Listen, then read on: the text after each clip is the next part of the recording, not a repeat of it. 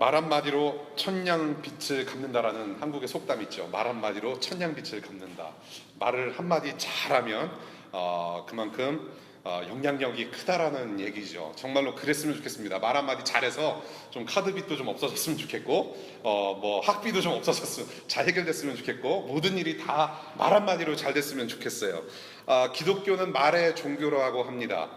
말의 종교. 그래서 하나님께서는 말씀으로 우리를 지으셨고 구원하셨고, 그 말씀으로 지금도 다스리고 계시면서 동시에 우리와 함께 하신다라는 것이죠. 말의 종교.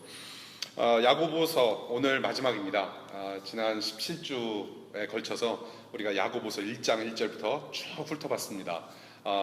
참 여러분들, 저는 이 야고보서를 함께 학습하면서 이렇게 심오한 진리의 말씀이 야고보서에 담겨졌다라는 거 정말로 놀라움을 금치 못했습니다. 여러분들 혹시라도 다시 한번 야고보서를 좀 듣고 싶거나 좀 공부하고 싶으신 분들, 개인적으로 좀 묵상하고 싶은 분들은 유튜브에 제가 이 음성 메시지를 올려드렸습니다. 그래서 여러분들 시간 나실 때마다 좀 들으시면서 다시 한번 상기시키는 것도 여러분들 영적 성장에 좀 도움이 될 거라고 생각합니다. 다행히 영상은 찍지 않았습니다. 동영상은 아니에요. 그러나 음성이 나갑니다.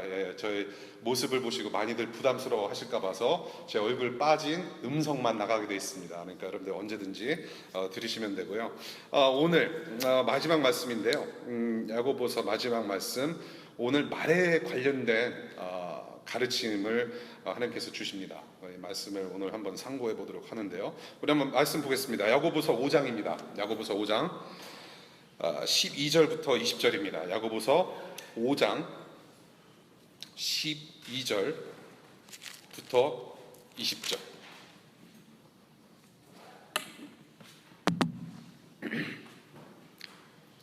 James 5:12-20.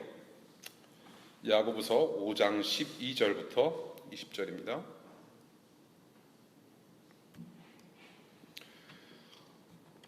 나의 형제 자매 여러분, 무엇보다도 맹세하지 마십시오. 하늘이나 땅이나 그 밖에 무엇을 두고도 맹세하지 마십시오. 다만 예해야 할 경우에는 오직 예라고만 하고 아니요 해야 할 경우에는 오직 아니요라고만 하십시오. 그렇게 해야 여러분은 심판을 받지 않을 것입니다. 여러분 가운데 고난을 받는 사람이 있습니까? 그런 사람은 기도하십시오. 즐거운 사람이 있습니까? 그런 사람은 찬송하십시오. 여러분 가운데 병든 사람이 있습니까? 그런 사람은 교회의 장로들을 부르십시오. 그리고 그 장로들은 주님의 이름으로 그에게 기름을 바르고 그를 위하여 기도하여 주십시오. 믿음으로 간절히 드리는 기도는 병든 사람을 낫게 할 것이니 주님께서 그를 일으켜 주실 것입니다. 또 그가 죄를 지은 것이 있으면 용서를 받을 것입니다. 그러므로 여러분은 서로 죄를 고백하고 서로를 위하여 기도하십시오. 그러면 여러분은 낫게 될 것입니다. 의인이 간절히 비는 기도는 큰 효력을 냅니다. 엘리야는 우리와 같은 본성을 가진 사람이었지만 비가 오지 않도록 해달라고 간절히 기도하니 3년 6개월 동안이나 땅에 비가 내리지 않았으며 다시 기도하니 하늘이 비를 내리고 땅은 그 열매를 맺었습니다. 나의 형제 자매 여러분, 여러분 가운데서 진리를 떠나 그릇된 길을 가는 사람이 있을 때에 누구든지 그를 돌아서게 하는 사람은 이 사실을 알아두십시오. 죄인을 그릇된 길에서 돌아서게 하는 사람은 그 죄인의 영혼을 죽음에서 구할 것이고 또 많은 죄를 덮어줄 것입니다. 주님의 말씀입니다. 우리 한번 기도하겠습니다. 하나님,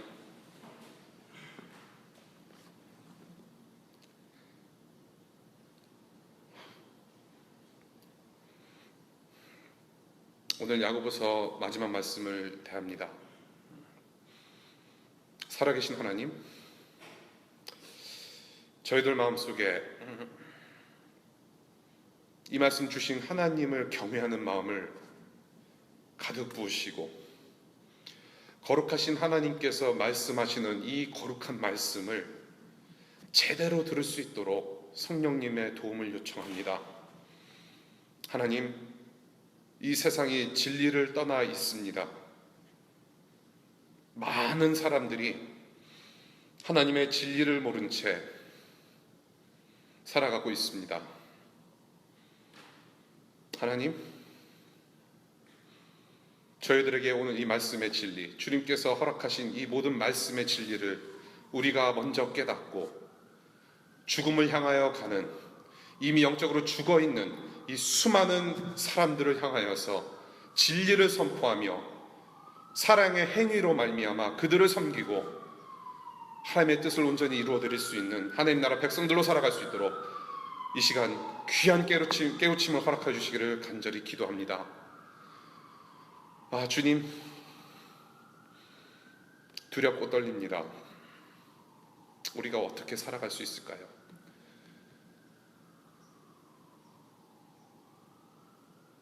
가르쳐 주시옵소서. 예수님 이름으로 기도드렸습니다. 아멘. 주님의 말씀을 보겠습니다. 오늘 말씀을 크게 세 부분으로 나눌 수 있겠습니다. 첫 번째 부분은 12절입니다. 12절 맹세에 관해서 얘기를 하고 있고요. 그 다음에 두 번째 파트는 13절부터 18절까지 기도에 대해서 가르치고 있습니다. 그 다음에 19절부터 20절까지는 섬김에 대해서, 진리로 섬기는 것이 무엇인지에 대해서 가르치면서 야고보 서신서가 맞춰지게 됩니다. 우리 첫 번째 12절 보겠습니다. 12절 맹세하지 말라고 권하고 있어요. 맹세하지 말라. 하늘이나 땅을 걸고서 맹세하지 말라고 합니다.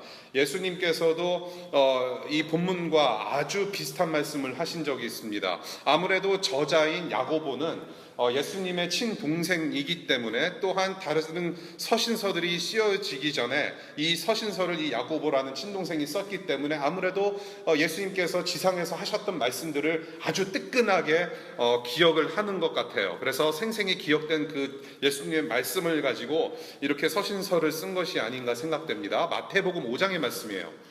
마태복음 5장 34절부터 37절 말씀을 보니까 예수님께서 똑같은 말씀을 하셨어요. 약간의 차이는 있지만 제가 한번 읽어드릴게요. 성경 가지고 계신 분들은 한번 찾아봤으면 좋겠어요. 마태복음 5장인데요. 5장 34절, 33절부터 읽겠습니다.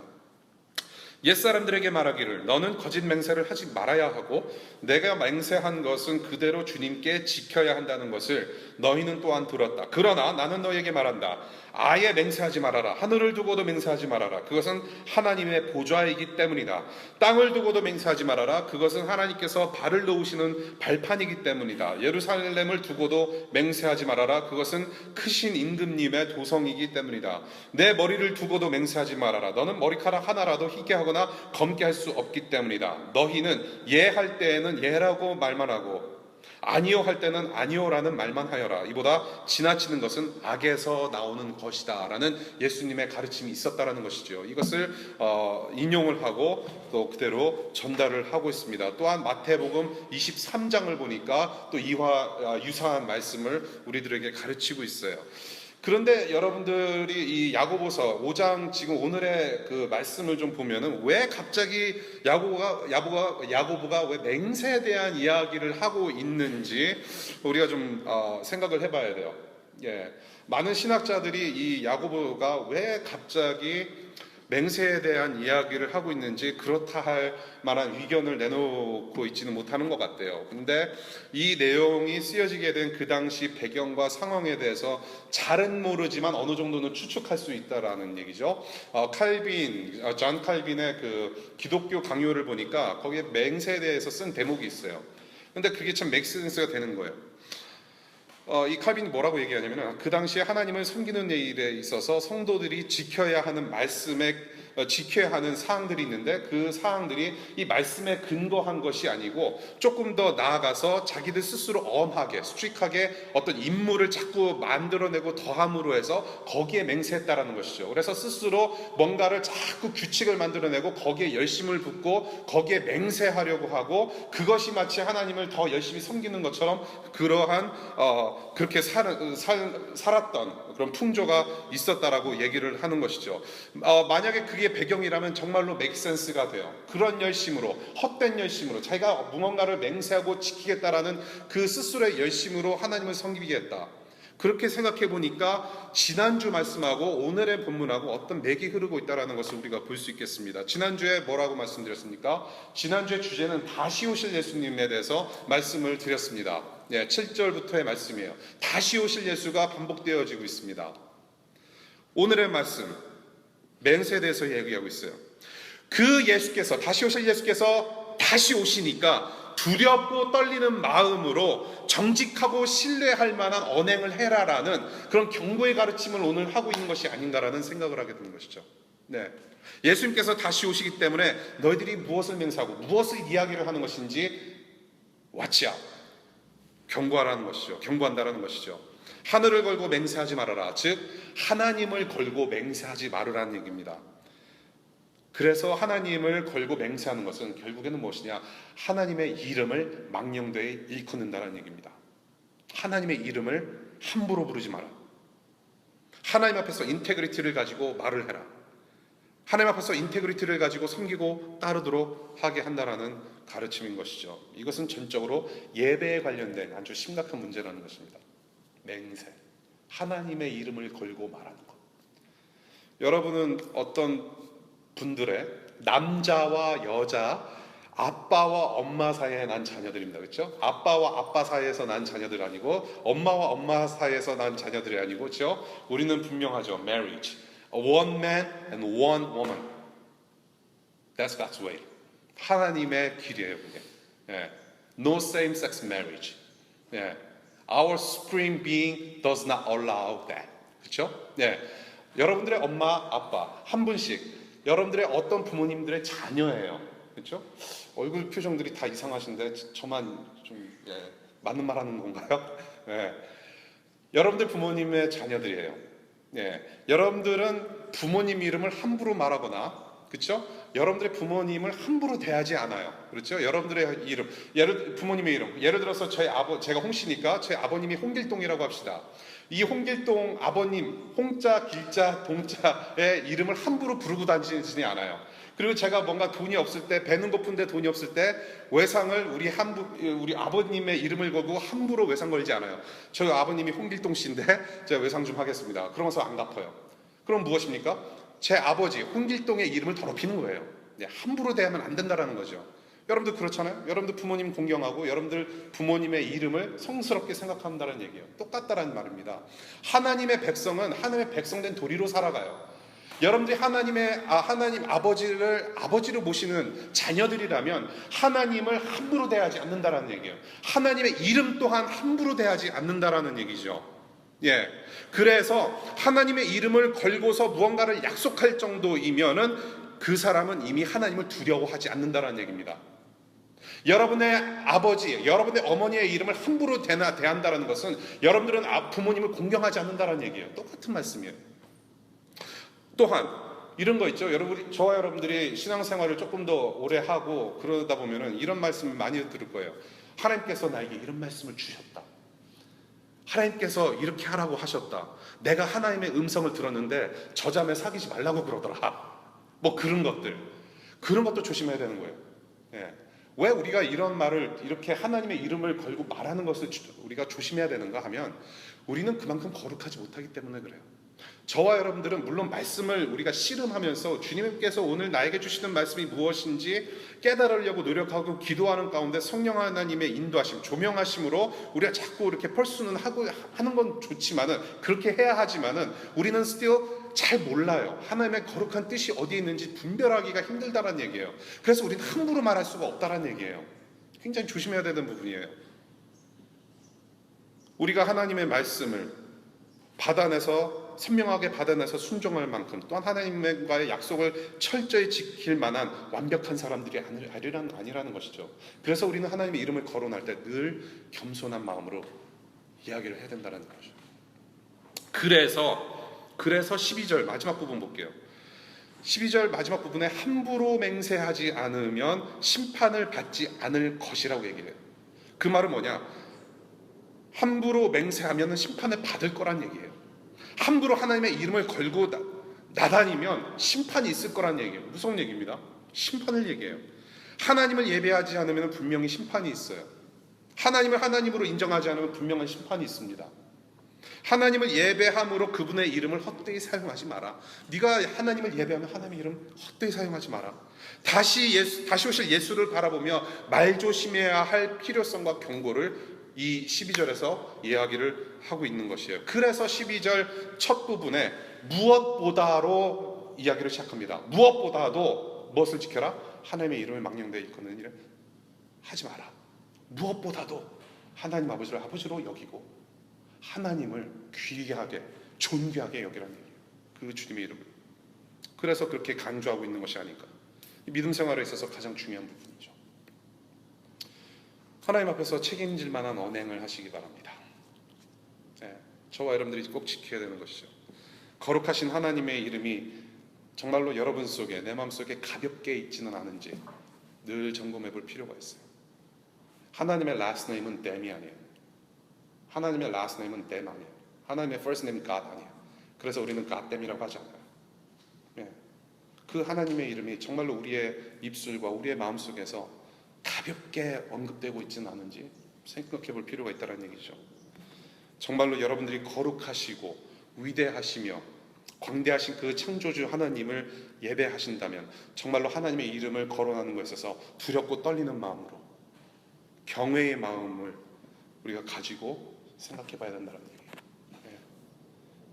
그 마음이 또한 우리가 회복되어져야 됩니다. 그래서 우리의 죄가 묻어있는 언행으로 거룩하신 하나님의 이름의 가치를 떨어뜨리는 그러한 일이 없기를 바랍니다. 저와 여러분들은 하나님의 자녀예요. 그래서 우리는 하나님 아버지의 이름을 존귀하게, 아주 귀하게 여겨야 될 사람들입니다. 우리가 존귀하게 여기지 않으면 다른 믿지 않는 사람들도 존귀하게 여기지 않습니다.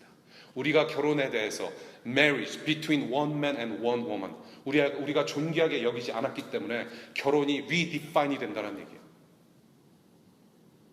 그 다음 9절 볼게요. 13절부터 16절.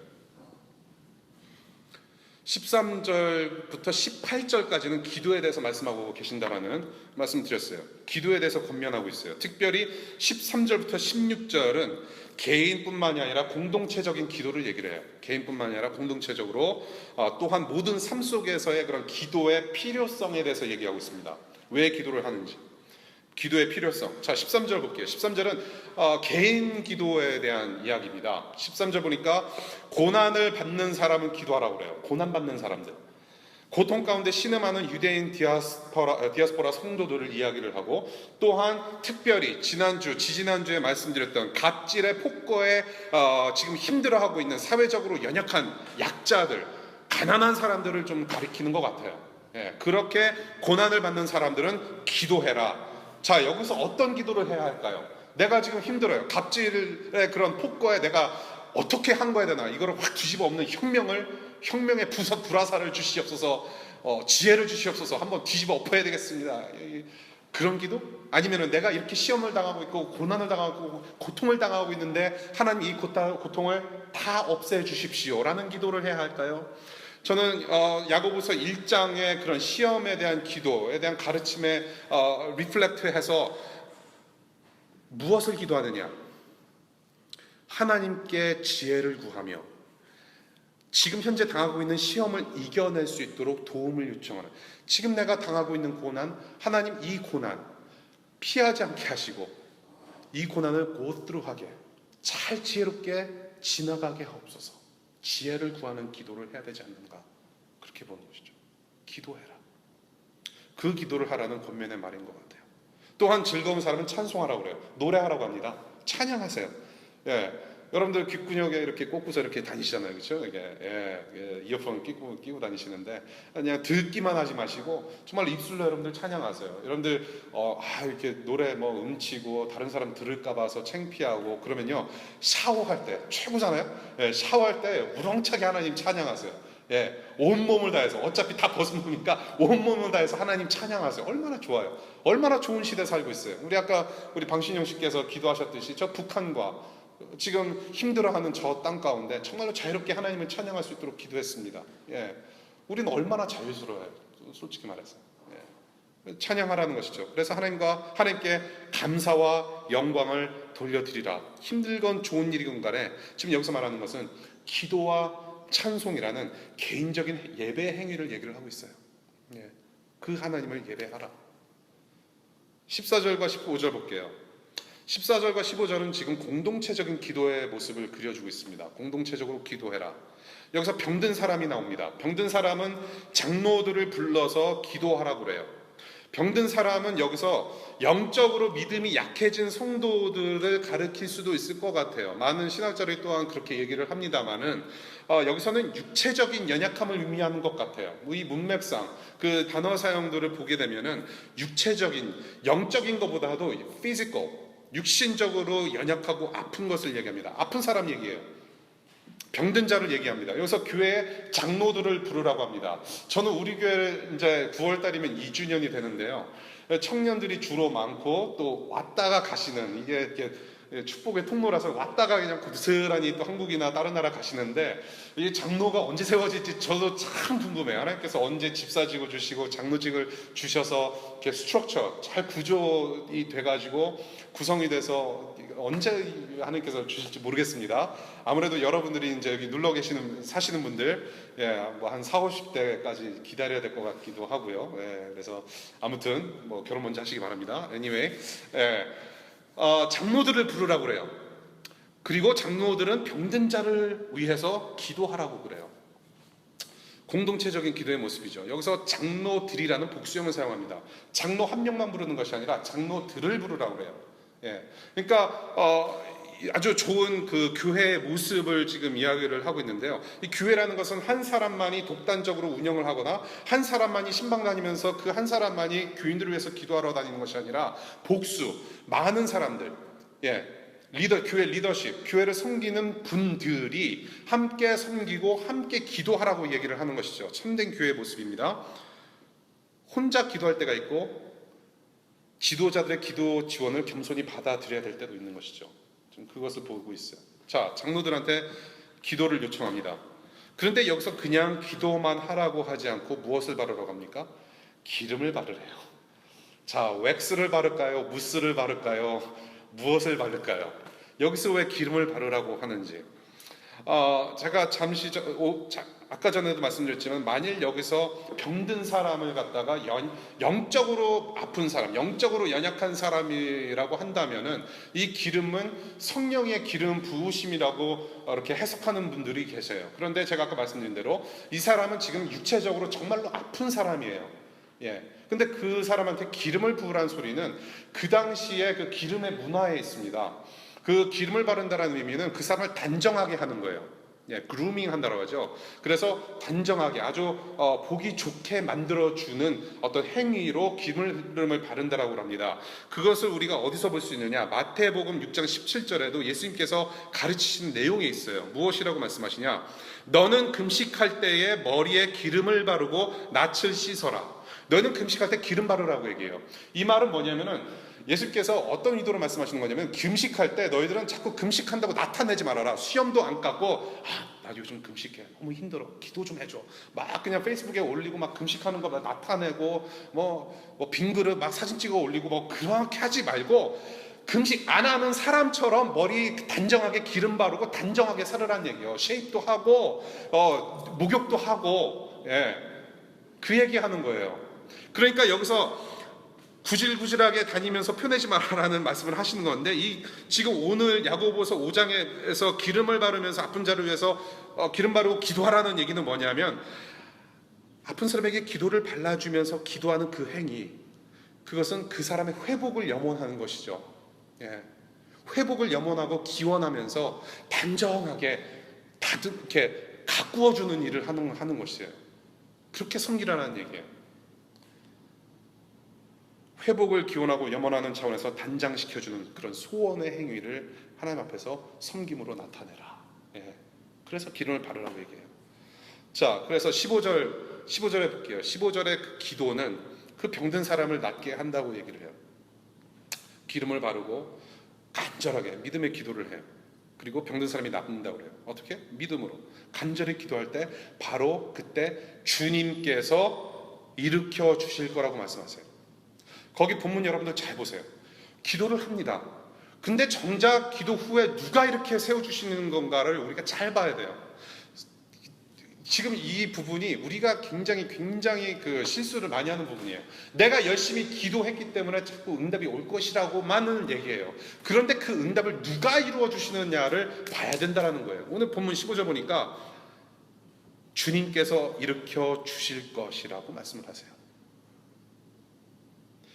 기름 자체에 효과가 있는 것이 아니에요.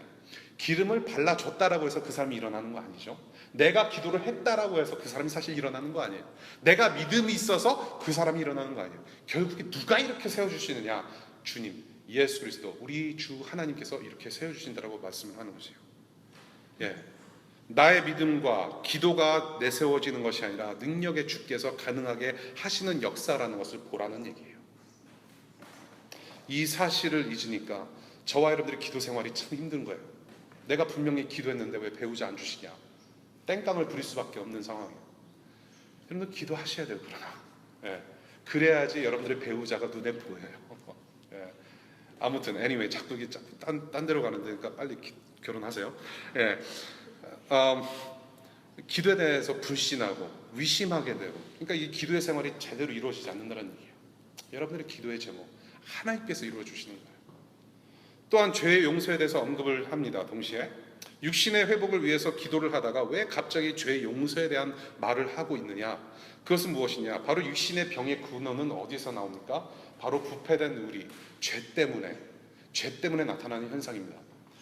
창조주 하나님께서 여러분들을 처음 만드실 때 병이 없었어요. 죄라는 것도 없었고 병도 없었고 죽음이라는 것 자체가 없었어요. 슬픔도 없었어요. 예. 우리가 왜 병을 가지고 있느냐? 이 타락된 부패된 세상 가운데 우리가 살고 있기 때문에 그래요. 그래서 병을 얻어요. 그래서 병 때문에 죽기도 해요. 그래서 죄를 지어서 우리는 육체의 병을 경험하게 되는데, 하나님께서 손수 창조하신 육신이 부패되었기 때문에, 그래서 기도할 때 육체적인 회복뿐만이 아니라 더 중요한 것은 무엇이냐? 우리의 영혼의 회복 또한 중요하다는 것이죠. 그것을 위해 또한 기도하라라고 여기서 권면하고 있어요. 16절 볼게요. 공동체적인 기도를 또 얘기를 합니다. 이제는 장로들뿐만이 아니라 이제는 서로를 위해서 기도를 하라고 그래요. 예, 장로들한테 아프면 기도 요청을 해라. 공동체고요. 지금 여기서는 서로를 위해서 기도해라 또 권면하고 있어요. 공동체적인 기도. 죄를 고백하면서 16절 영육의 회복을 지금 함께 말하고 있습니다. 영육의 회복. 죄를 서로 고백하라고 그래요. 가장 힘든 부분이죠. 우리가 죄 용서를 받았음에도 불구하고 우리 형제자매들과 같이 믿는 성도들과 함께 죄를 고백하는 것은 참 쉬운 일이 아니에요. 그렇죠? 예. 아주 친한 친구끼리라도 사실 나의 약점과 나의 어떤 weakness, 나의 약한 부분들, 나의 죄, 어젯밤에 내가 어떤 죄를 저질렀다라고 말하는 것 자체가 사실 상당히 힘들어요. 그렇지 않아요? 예. 그런데 여기서는 죄를 서로 고백하라고 그래요.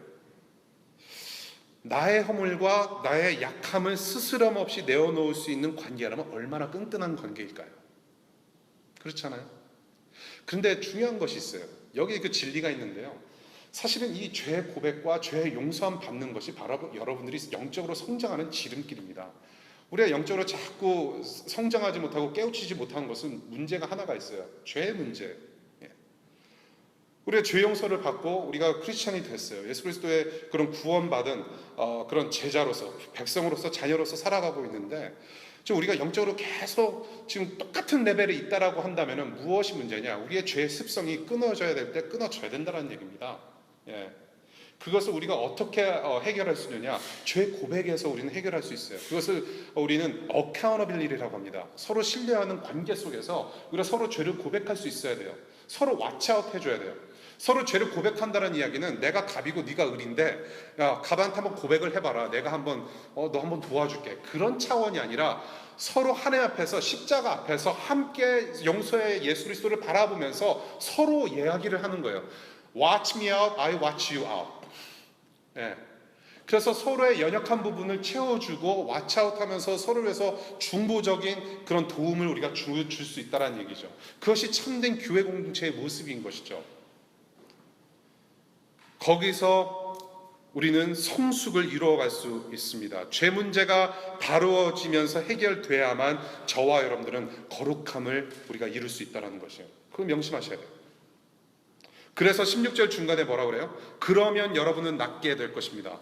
이것은 그냥 낫는, 육체적으로만 낫는 것이 아니라 영적으로도 낫는다라는 것을 얘기하고 있어요. 영적으로 육적으로 낫게 될 것입니다. 그리고 그 의인의 간절한 기도를 큰 효력이 있다라고 얘기를 해요. 효력이 있다. 간절한 믿음이라는 통로를 통해서 주께서 해결하신다라는 거예요. 그 큰 효력에 대해서 17절과 18절에서 언급하고 있습니다. 우리 17절, 18절 한번 볼까요? 이 두 구절은 기도의 효력에 대해서 얘기를 하고 있어요. 16절에 그런 진실된 기도는 반드시 효력이 있다라는 예로 바로 엘리야의 예를 들어주고 있어요. 이게 바로 열왕기상 17장과 18절의 내용인데요. 엘리야가 우리와 본성이 같다라고 얘기를 합니다. 성정이 같은 사람이라고 얘기하죠. 개역개정에서는. 똑같은 사람이에요. 엘리야가 뭐 특별히 막 이렇게 더 잘생기거나 몸이 뭐 그냥 몸짱이고 굉장히 영적으로 막 이렇게 100% 뭔가 화려한 사람이 아니라 저와 여러분과 똑같은 사람이라는 것이죠. 그 똑같은 사람이 기도를 했다는 거예요. 우리도 믿음, 이 사람처럼 믿음으로 간절히 기도할 수 있다는 걸 얘기하고 있고, 이 사람처럼 우리는 똑같기 때문에 그 하나님의 기도의 효력, 그 하나님께서 기도에 응답하심을 우리도 함께 경험할 수 있다는 것을 얘기를 하는 거예요. 근데 어떤 기도를 엘리야가 했기 때문에 우리에게 좀 예를 들어주고 있느냐? 지금 오늘 보니까요, 18절 19절 보니까 엘리야가 기도를 했기 때문에 비가 오지 않을 때가 있었고 다시 기도했기 때문에 비가 왔다라고 얘기를 해요. 자, 그렇다면 우리도 엘리야와 같이 똑같은 사람이니까 지금 북한이 굉장히 지금 그 가뭄 때문에 힘들어하고 있거든요. 우리가 지금 한 사람도 아니고 여기 모여있는 한 300명이 같이 합심 기도를 해서 하나님 저 북한 땅에 비 좀 내려주십시오. 우리 북한 동포들이 지금 가뭄으로 헐떡이고 있습니다. 밥을 못 먹고 있습니다. 하나님 비 좀 내려주십시오. 그러면 비가 내려야 돼요. 그렇잖아요? According to the scripture. 주님 말씀하신 거 그대로라면 우리 한번 기도해볼까요? 정말로? 그냥 기도하지 않고 서로 머리에 기름 바르면서 금식으로 한번 기도해볼까요? 우리 면도도 좀 하고 깔끔하게 샤워하고 기도합시다. 수십 년 동안 남북통일을 위해서 기도했어요. 우리 할아버지 할머니들이 정말로 진솔하게 하나님 앞에 울부짖으며 남북이 하나 되기를 기도하셨어요. 한국 교회들이 기도했어요. 안 되잖아요. 여기서 엘리야가 기도했으니까 비가 그치고 또 다시 기도했으니까 비가 오게 한다라는 거, 이것을 잘못 인용하면은, 잘못 우리가 해석하면 이렇게 적용이 나올 수밖에 없다는 얘기예요. 굉장히 위험한 것이에요. 지금 엘리야의 이 기도는 그때의 상황에만 맞는 기도였고 그렇게 될 수밖에 없는 상황에서 하나님께서 이루어 주신 거예요. 더군다나 지금 저와 여러분들이 그렇게 기도해야 할 만한 그런 상황에 놓여 있지 않다라는 얘기죠. 지금 여기서 엘리야의 기도가 말씀하고 있는 것, 지금 엘리야의 기도가 예가 되어서 우리에게 지금 말씀하시는 것은 무엇이냐면은 간절한 기도에는 효력이 있다, 분명히 결과가 있다라는 것을 말씀하시기 위해서 있는 말씀이지, 그대로 천지재변을 너희들이 기도하면 내가 그 천지재변을 바꾸 변화시켜 주겠다라는 말씀을 하시는 거 아니에요. 그런 약속이 아니라 분명히 여러분들이 기도하는 바에는 결과가 있다라는 말씀을 하시는 거예요. 하나님께서 이루실 것을 이루신다라는 내용을 갖다가 말씀하시려고 있는 거예요. 아시겠죠? 기도의 응답 전적으로 하나님께 달렸어요. 내가 기도했기 때문에 비가 내리고 비가 그치고 그런 것이 아니라 주님께서 응답하시고 행하시는 일을 하나님께서 보여주시겠다라고 하시는 거예요. 그래서 큰 효력이 있는 것이다. 효력은 하나님으로부터 오는 것이 내가 만들어낸 것이 아니라는 얘기를 하는 거예요. 자, 여러분이 믿음으로 간절히 기도하는 거 하나님께서 이루실 거예요. 남북통일 언젠가는 이루어주세요. 언젠가는 저 가문 하나님께서 그치게 해주시라는 믿음이 있어요. 계속 기도하십시다. 기도하십시다. 주님께서 인도하고 이루세요. 그런데 명심하십시오. 믿음으로 기도하라는 것은, 잘 들으세요, 여러분들이 믿음으로 기도해야 된다는 것은 내가 생각했던 기도의 응답이 이루어질 거라는 그 믿음, 주님께서 내 간절한 마음을 아시기 때문에 내 기도의 응답, 내가 원하는 바대로 이루실 것이라는 그 믿음이 아니라 어떤 믿음이냐, 하나님께서 최고로 선하신 길로 인도하실 것이라는 그 좋으신 하나님을 믿음의 대상으로 믿는 믿음을 가지고 기도하라는 것이에요. 무슨 말씀인지 아시겠어요? That's a big difference. 나는 이런 기도 응답을 원해요. 원빈은 이미 나영이의 소나기에 넘어갔지만 원빈 같은 남자를 주시옵소서. 그게 내 기도의 응답의 그 바람이잖아요. 그렇게 기도하지 말라는 거예요. 원빈 같은 남자를 주시옵소서, 동건이 같은 남자를 주시옵소서, 뭐 그러지 말라는 얘기예요. 주님께서 어떻게 생긴 남자든지 간에, 어떻게 생긴 여자든지 간에, 어떤 자매든지 간에 하나님께서 선하신 길로 인도하실 것을 믿습니다. 그 하나님을 내가 믿고 따르겠습니다라고 하는 그 믿음이 중요하다는 얘기예요. 만일 내가 기도를 했는데 내가 원하는 응답이 없어서 실망하거나 받아들일 수 없다면 How could you, God? 어떻게 이러실 수가 있어요? 받아들일 수 없다면 그 기도는, 여러분이 만약에 그렇게 기도해서 실망감을 가졌다면 그 여러분이 한 기도는 분명히 정욕을 가지고 한 기도였다는 것이죠. 여러분들이 정욕을 위해서 기도했기 때문에 실망이 온다라는 거예요. 그래서 여러분들이 믿음으로 간절히 기도한다면 어떠한 응답에도 상관없이 주님께 아멘으로 순종할 수 있다는 거 명심하시기 바랍니다. 그것이 진짜 믿음의 사람의 모습이에요. 어떠한 응답이 오든지, 하나님께서 어떤 길로 인도하시든지 우리는 아멘으로 화답할 수 있어야 돼요. 그것이 진짜 믿음이에요. 3절부터 18절까지 기도에 대해서 봤습니다. 개인적인 기도, 그 다음에 공동체적인 기도, 그다음에 여러 가지, 지금 보니까는 기도 제목이 여러 가지가 있어요. 여러분들의 삶의 모든 삶의 구석구석이 기도의 제목이 될 수 있다는 것을 우리가 지금 봤습니다. 그렇게 하나님께 기도함으로 그 하나님의 능력에 의지하는 삶을 살아가기를 바랍니다. 이제 우리 교회가 2주년을 앞두고 있어요. 2주년을 앞두면서 참 여러 생각이 많아요. 정말 기도 좀 많이 했으면 좋겠다. 그래서 조만간에 저와 여러분들이 좀 시간이 되시는 대로 합심 기도하는 그런 기도의 모임도 좀 가졌으면 좋겠고요. 그런 바람이 있습니다. 동시에 여러분들의 소그룹 안에서도 좀 같이 좀 많이 기도하시고, 또 새 학기를 바라보는 우리 학생들도 많이 계시기 때문에 우리 새 학기를 좀 준비하는 차원에서 여러분들 기도도 좀 많이 하셨으면 좋겠어요. 또 동시에 여러분들 아까 말씀드렸듯이 정말 내가 지금 살아가고 있는 동안에 내 약점이 무엇인지, 그래서 우리 같이 소그룹에 참석한 모든 우리 믿음의 식구들로부터 또 지혜를 얻고 또 고쳐나가고 또 나도 도움을 받는 좀 그러한 끈끈한 영적인 네트워크 관계가 좀 이루어졌으면 좋겠다는 생각을 좀 해봅니다. 그래서 여러분들 그렇게 공동체적으로 거룩하게 성장하는 기쁨을 맛볼 수 있기를 바랍니다. 마지막 포인트예요. 19절과 20절 말씀인데요. 진리로 섬기는 것에 대해서 지금 언급을 하고 있습니다. 진리로 섬기는 것을 언급하면서 이 서신서가 맞춰져요. 진리를 떠나서 잘못된 길로 가는 사람을 잘 인도해라. 그를 죽음에서 건지는 것은 아주 잘하는 것이다. 섬김을 다하는 것이다. 그런 말씀을 하세요. 이 내용을 보니까, 이 19절과 20절을 내용을 보니까 예수님께서 그 씨 뿌리는 자의 비유를 생각하게 됩니다. 그 씨 뿌리는 자의 비유에 여러 종류의 사람들 마음밭이 나오는데요. 그 중에 가시밭과 같은 마음, 말씀이 생각이 납니다. 그래서 이런 상황 가운데 놓여진 자를 살려내는 그런 말씀을 여기서 좀 하는 것 같아요. 여기 보니까는 죄를 덮어줄 것이다라는 말씀을 해요. 죄를 덮어줄 것이다. 너희들이 죄를 덮어주는 섬김을 해라.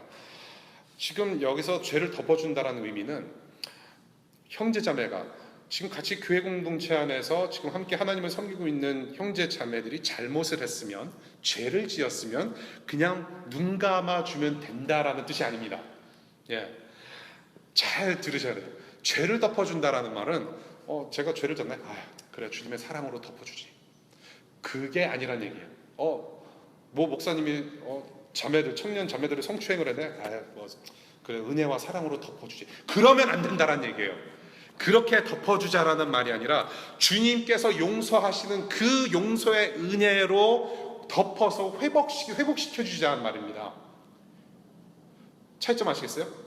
모르고 그냥 지나치자, 그냥 사랑으로 덮어주자. 방종이 아니라 주님께서 사랑하시는 그 용서하시는 은혜로, 이끌어주시는 은혜로 덮어서 회복시키라는 얘기예요. 베드로전서 4장 8절에 아주 비슷한 내용이 있어요. 무엇보다도 먼저 뜨겁게 사랑하십시오. 사랑은 허다한 죄를 덮어줍니다. 사랑이 덮어준대요. 엊그저께 same-sex marriage 통과됐어요. 대법원 판결이 났어요. 어제 쭉 페이스북을 보니까 많은 미국 분들이 굉장히 이 사랑에 대해서 오해들을 많이 하세요. 이분 크리스천 미국 분들이 사랑이 크리스천 발류 중에 으뜸가는 것이다. 그러니까 뭐든지 사랑할 수 있고, 그 사랑에 대해서 막 구절들을 막 올리면서 예수께서 하신 말씀 다 올리면서 막 너무 환영을 하는 거예요. 그런데요, 어떻게 말씀을 그렇게 해석을 하는지 그게 아니란 얘기예요. 사랑으로 다 덮을 수 있는 게 아니라 그것은 그냥 일반적인 세상의 사랑이 아니라 하나님의 사랑을 이야기를 하고 있어요. 성경 구절을 우리가 사랑이라는 단어를 접했을 때 하나님의 사랑이라는 것을 우리가 명심을 해야 돼요. 하나님께서 우리를 어떻게 사랑하셨습니까?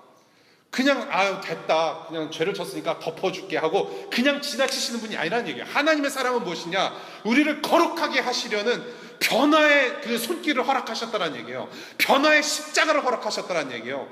그냥 방종하지 않으시고 그 십자가, 하나님의 아들 예수 그리스도를 보내실 만큼 사랑을 하신 거예요. 그래서 그 사랑은 무엇이냐? 우리의 죄를 용서하신 사랑이에요. 그것이 사랑이에요. 그것이 하나님의 사랑이에요. 그것이 바로 성경에서 말하는 사랑이라는 거예요. 그것을 통해서, 그 하나님의 사랑을 통해서 우리는 회복을 할 수 있다라는 말씀을 지금 야고보서를 통해서 하고 있는 거예요. 그 사랑이 바로 우리가 필요한 사랑이었고, 지금 그 사랑이 동성 연애자를 뿐만 아니라, 그렇죠? 우리 모두가 그 사랑이 필요한 거예요. Right? God demonstrated His love when we were sinners. 하나님께서는 그 사랑을 보여주셨다, 확증하셨다. 어떻게? 예수 그리스도를 통해서 우리가 아직 죄인 되었을 때 모든 죄인이 필요한 사랑이에요. 모든 죄인.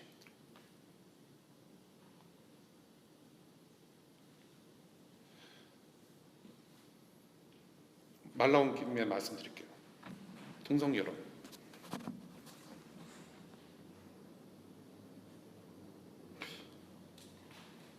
진리의 말씀으로 여러분들 섬기시기 바랍니다. 진리의 말씀. 오늘 본문이 마치 정말로 하나님께서 이게 모든 이 타이밍을 맞춰주신 것 같은 것 같은데요. 복음으로 회복시키는 능력이 하나님께서 저와 여러분들과 함께 하십니다. 우리가 복음의 능력으로 세움을 받았기 때문에 그래요. 그래서 우리와 함께 하시고 또 그 사역에 동참하세요. 동참시키십니다. 하나님께서는 더 회복을 이루실 거예요. 하나님께서 하실 일 하실 거예요. 공의로 심판도 하시고, still 저와 여러분들을 통해서 God demonstrates His love. 지금도 그 예수님의 사랑, 하나님의 사랑을 우리를 통해서 나타내세요. 그래서 진리를 떠나서 낙오된 자들을 우리는 무엇으로 회복시킬 수 있느냐? 오늘 말씀대로 진리를 떠나서 있으니까 진리로 우리를 그분들을 데리고 올 수 있어요. 어떤 방법으로? 진리의 말씀을 통해서, 복음의 말씀을 통해서. 바로 예수 그리스도의 십자가 복음의 말씀이에요. 복음이에요. 저는 뭐 미리 말씀드리지만 저는 한 7, 8월 중에 저 페이스북 끊으려고 해요. 그거 없어도 살겠더라고요. 없어도 살아요. 그냥 뭐 세상 물정 돌아가는 거 좀 궁금하면 신문 보면 돼요, 그렇죠? 신문 보면 되고, 뭐 들으면 돼요. 워싱턴 포스트도 내내 오랜만에 정말로 구독을 다시 신청했어요. 페이퍼로. 너무 좋아요. SNS 보면서 참 답답해요. 동성연애 결혼을 사실은 이런 일이 있을 거라고는 사실은 생각하고 있었어요. 그런데 저는 세상은 어떻게 돌아가든지 악하게 돌아가게 돼 있어요. 세상은 세상이 원하는 대로 돌아가게 돼 있습니다. 근데 저는 세상이 돌아가는 것에 대해서 크리스찬들이, 정말로 예수 그리스도의 그 사랑을 먼저 깨달은 자들이, 예수 그리스도의 제자들이, 하나님의 백성들이 세상에 돌아가는 것에 대해서 손가락질을 하거나 삿대질을 하거나 조금 더 말의 그런 수위를 높여서 이렇게 비방하거나 욕하는 것은 저는 좀 아니라고 생각을 해요. 왜냐하면은 이 세상이 그냥 그렇게 돌아가는 것은 왜 그러냐면요, 이 세상 사람들이 아직 영적으로 블라인드, 영적으로 눈이 멀어서 그렇기 때문에 그래요. 제 아들 이제 막 1살 반이 됐습니다. 1살 반이 됐어요, 막내 아들이. 얘가 이제 내가 한 바퀴 돌아 그러면 막 이제 돌아요. 어제부터. 이제 조금씩 알아듣기 시작하는 것 같아요. 막 자꾸 뭐라고 쫑알쫑알거리기도 해요. 그런데 너 5 더하기 5가 뭐야? 그럼 얘가 알아요? 몰라요. 5 더하기 1 더하기 1도 모르거든요. 근데 얘한테 너 왜 5 더하기 5도 모르냐고 삿대질하고 욕하고 이 삐 욕을 한다고 하면은 그게 뭐가 될까요? 내가 바보야 그러면은. 얘는 모르고 있는데 당연히 모르잖아요. 그 욕하고 있는 부모가 그런 책임이에요. 그렇게 하지 말아야 돼요. 1 더하기 1을 알 정도로 가르쳐야 되고 손수 모범이 되어줘야 돼요. 그럼 알 수가 있어요. 이 세상을 향해서 우리 크리스찬들이 무엇을 해야 되느냐? 지금 손가락질 해야 될 때가 아니에요. 섬겨야 돼요. 네. 저는 그래서요. 이제 계속 이제 일이 터질 거예요. 이제는 우리 크리스찬들이 이 기독교가 이제 높은 건물 막 세워가지고 막 갑질하려고 하고 어떤 세상에 큰 영향력을 발휘하기 위해서 뭔가 이벤트를 마련하고 이제 그 시대 지났어요. 그 시대 지났어요. 이제 2000년 전으로 저는 다시 돌아갈 거라고 저는 생각을 해요. 분명 핍박이 있을 거예요. 저도 이제 누가 동성연애자가 와가지고 결혼 부탁을 하면은 제가 노하잖아요. 그럼 저는 감옥 가게 생겼어요. 저는 그래도 안 할 겁니다. I'm ready. 제가 페이스북에 올렸어요. 동성애에 대해서 yes라고 자유롭게 의견을 표할 수 있으면 전 no라고 자유롭게 의견을 표할 수 있는 거라고 저는 또 생각하고요. 예. 기독교는 갑질하는 기독교가 아니에요. 핍박이 와도 그 믿음대로 사랑을 선포해야 돼요. 사랑을 선포하는 것은 무엇이냐? 동성애가 죄라고 말하는 것에 그치지 않는다라는 거예요. 관계성을 회복하시기 바랍니다. 주변에 그런 분들이 있으면 비단 동성애자뿐만이 아니라 여러분들 중에 죄를 범하고 있는 사람들 본문 보세요. 무엇으로 섬겨요? 진리로 섬겨야 돼요. 사랑으로 덮어줄 줄 알아야 돼요. 그러면서 진리로 섬겨줘야 돼요. 몸으로 행실로 착한 행실로 섬겨줘야 돼요. 제가 페이스북에도 우리 올렸지만 뜻밖의 회심이라는 책에서 아주 골수분자 레즈비언이 회심한 내용이죠. 골수분자 아주 똑똑한 사람이에요. 똑똑한 레즈비언이에요. 레즈비언 무브먼을 만들었던 사람이에요. 근데 그 사람이 어떻게 예수님을 만나서 어떻게 회복이 되어졌는가. 지금 목사님 사모님이거든요. 어떻게 회복되어졌는가. 그 사람이 변한 모습도 중요하지만은 우리가 그 책을 통해서 저와 여러분들이 깨달아야 되는 것은 무엇이냐. 우리의 몫은 무엇인가. 어떻게 저 사람이 바뀌었는데 그것을 알아야 된다는 얘기죠. 그 사람이 어떻게 바뀌었냐면요. 주변에 어떤 교회가 있었는데 목사님 그 부부와 관계가 맺어졌어요. 그 관계 속에서 따뜻하게 맞아주시는 그 목사님과 밥도 같이 먹고 Q&A하고 신앙과 이런저런 이야기를 하면서 부딪히면서 하나님의 진리를 발견하게 된 거예요. 저는 그것이 우리에게 필요하지 않는가 생각해요. 지금 보니까 굉장히 갈라졌어요. 굉장히 갈라졌어요. 우리 믿는 사람들 중에서도 아주 그냥 싹 갈라졌어요. 금요일 밤부터. 진짜와 가짜가 판가름이 나요. 신앙과 비신앙이 이제 눈에 보여요. 점점 더 그럴 겁니다. 우리 함부로 말하지 맙시다. 이제 진짜처럼 이제 행동해야 돼요.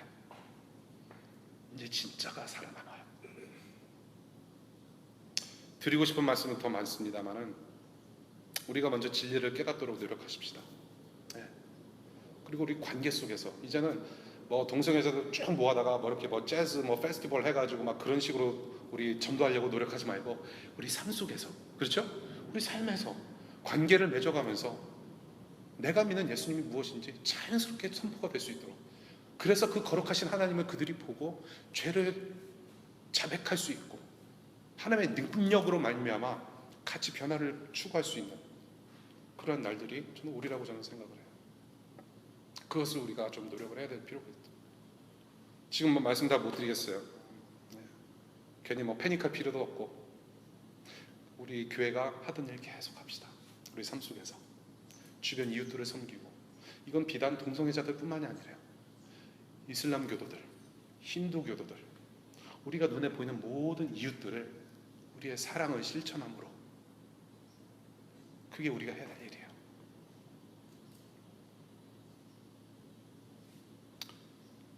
우리에게 지혜 주실 것을 믿습니다.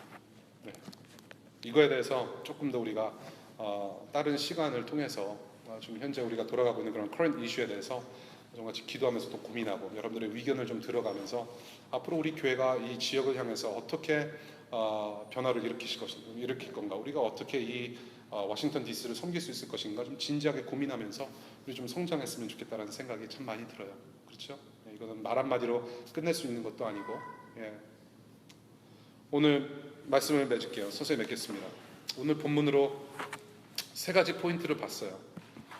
맹세하는 것, 기도하는 것, 진리로 섬기는 것 모두 말에 관련돼 있다는 것이죠. 그래서 말. 오늘 말씀의 제목이에요. 말. 야고보서의 배경이 되는 유대인 디아스포라의 문제들 가운데 큰 문제가 있다면 이 말에 대한 문제가 아니었겠나 싶어요. 그래서 오늘의 야고보서도 말에 대해서 언급을 한다면 끝나는 것이 어쩌면 당연하다고 생각이 되어져요. 말. 요즘의 말, 정말 아까 말씀드렸듯이 SNS를 통해서 페이스북이나 뭐 트위터, 인터넷을 통해서 그 영향력을 더 크게 볼 수 있을 것 같아요. 볼 수 있는 것 같아요. 이 사람들이 말을 주로 안 하고 옆에 있는 사람하고도 문자를 하는 시대이기 때문에 더 그런 것 같아요. 이 엄지손가락에 모두들 디스크 안 나셨는지 모르겠어요. 주로 또 타입을 또 많이 치잖아요. 이메일로 보고서 띄우고 뭐 하잖아요. 그래서 옆 사람하고도 말할 수 있는 기회가 참 많이 있는 것 같지는 않아요. 그래서 오히려 더 역효과, 그 문제가 또 더 큰 것 같아요. 저는 요즘 이제 우리 청년들하고 이제 이렇게 많이 접하면서 보는 현상 중에 하나인데요. 자꾸 타입을 치다 보니까 사람들이 그 핸드라이팅 스킬이 떨어져요. 그래서 똑같은 한국말인데 이게 참 알아보지 못하는 그 글자들이 참 많이 있는 것 같아요. 물론 우리 자매들 중에는 진짜 막 타입 치는 것처럼 어떤 판트처럼 막 글씨를 잘 쓰는 분들도 계신데, 특별히 우리 형제들은 막 지렁이가 올라오는 건지 뭐 구렁이가 막 가는 건지 막 모르겠어요. 그 뭐 역효과 중에 하나고요. 또 어떤 것이 있느냐, 대인적으로 말을 하는 스킬이 떨어진다는 것이죠. 소통의 스킬, 소통의 어떤 장애들이 자꾸 보여지는 것도 볼 수 있습니다. 정말로 소통의 문제, 국가도 소통의 문제가 어디 가나 있는 것 같고요. 교회도 똑같습니다. 그리고 여러분들의 인간관계, 대인관계 속에도 이러한 커뮤니케이션 스킬, 이런 말의 소통이 상당히 문제가 많고요. 저와 여러분들이 매일 당면하고 있는 그런 삶의 구석구석의 문제라고 저는 생각하는데, 우리가 이렇게 소통을 하면서 우리가 툭툭 말을 내뱉습니다. 우리가 좋은 말이든지 나쁜 말이든지 욕이든지 말을 툭툭 내뱉어요. 순간적으로 내뱉는 말이 맹세가 돼요. 순간적으로 내뱉는 말이 어쩔 때는 기도가 돼서 하나님께서 응답을 주실 때가 있고, 또는 더러는 우리가 순간적으로 내뱉는 말이 영적으로 힘든 이웃을 또 살릴 수도 있다라는 것을 우리가 생각할 수 있어요. 순간적으로 내뱉는 말, 그 순간적으로 내뱉는 말의 시작은 우리의 마음에서부터 시작됩니다. 여러분들의 마음, 그 마음을 어떻게 다스려서 우리가 말을 잘할 수 있을까요? 저와 여러분들을 거룩한 성숙으로 이끄시는 십자가 복음의 능력만이 우리의 마음을 거룩하게 해서 말을 잘할 수 있게 한다라는 것. 저는 그 복음의 능력 우리 다시 한번 상기시켜 봤으면 좋겠습니다. 여러분들이 구원 얻는 믿음, 구원받는 그 능력은 무엇이냐? 예수 그리스도의 십자가의 능력이에요. 예수 그리스도께서 여러분들의 죄를 대신해서 죽으신 그 십자가의 능력은 단순히 여러분들을 천국으로 인도하기 위한 구원의 어떤 티켓뿐만이 아니라 여러분들을 성숙으로 이끄시는 복음의 능력입니다. 여러분들은 복음으로 다시 태어났어요. 그렇기 때문에 여러분들은 성장이 필요합니다. 다시 태어났기 때문에 그 성장 또한 예수 그리스도의 복음으로 성장이 되어져야 된다는 말씀을 드리고 싶어요. 그 복음의 능력. 그래서 이 복음의 말씀에 의지해서 내가 또한 말씀으로 성장하면서 성장하다 보니까 말에도 성숙이 온다는 것이죠. 여러분들의 마음이 성숙해지다 보니까 이제는 그냥 내뱉던 말을 통해서 다른 사람을 욕하고 다른 사람들을 저주하고 비방하는 것이 아니라 오히려 은혜의 말이 되고 축복의 말이 된다는 것이죠. 어디로부터? 여러분들의 성숙된 마음으로부터.